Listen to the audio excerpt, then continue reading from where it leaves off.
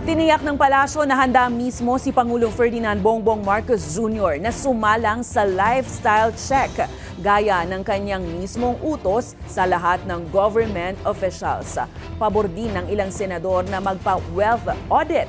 Pero anila, dapat third party ang magsasagawa para maging credible ito kahit sino man ang tamaan. Ang balitang A to Z ni Ace Cruz. Lahat po na ehekutibo, miyembro ng ehekutibo ay ready, pati pa ang Pangulo.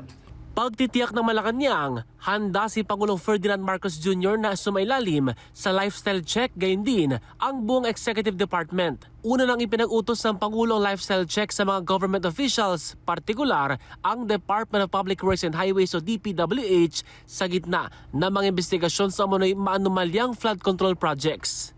Kumporme rin ang ilang senador na sumailalim sa wealth audit. We are not also exempted from these lifestyle checks, di ba? May mga politiko na wala naman po silang income rather than their income from being a politician at makikita mo naka Rolls Royce, naka Ferrari, paano naman nila makuha itong mga mamahalin na sasakyan? Kailangan yan tugma sa kanilang BIR, di ba?